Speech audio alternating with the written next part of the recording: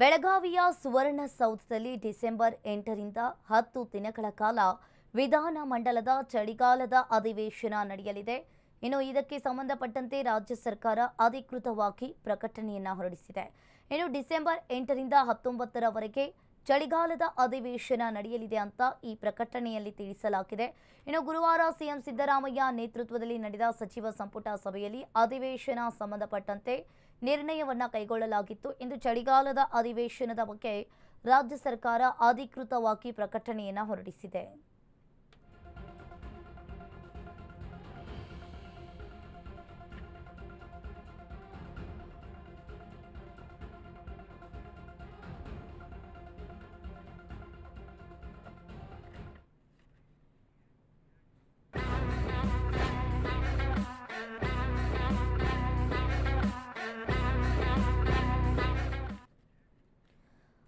Nandini brand ಹೆಸರಲ್ಲಿ ನಕಲಿ ತುಪ್ಪ ಮಾರಾಟ ಮಾಡ್ತಾ ಇದ್ದ ಬೃಹತ್ ಜಾಲವೊಂದು ಬೆಂಗಳೂರಿನಲ್ಲಿ ಪತ್ತೆಯಾಗಿದೆ.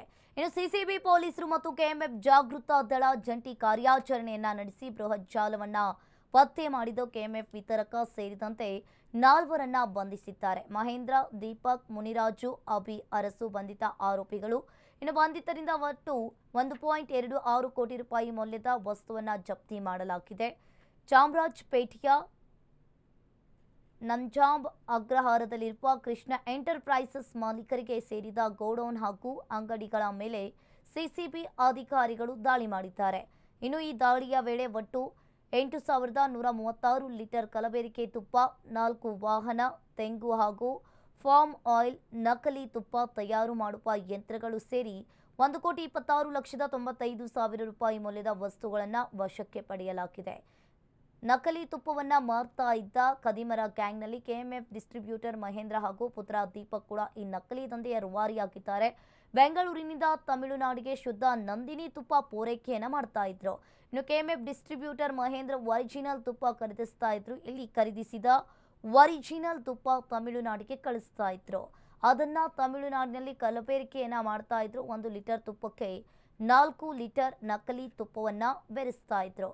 ಫಾರ್ಮ್ ಆಯಿಲ್, ತೆಂಗಿನ ಎಣ್ಣೆ ಮತ್ತು ಡಾಲ್ಡಾ ಬೆರೆಸ್ತಾ ಇದ್ರು. ಅದನ್ನ ಮತ್ತೆ ಕರ್ನಾಟಕಕ್ಕೆ ತಂದು ಮಾರಾಟವನ್ನ ಮಾಡ್ತಾ ಇದ್ರು ಅಂತ ಹೇಳಲಾಗಿದೆ.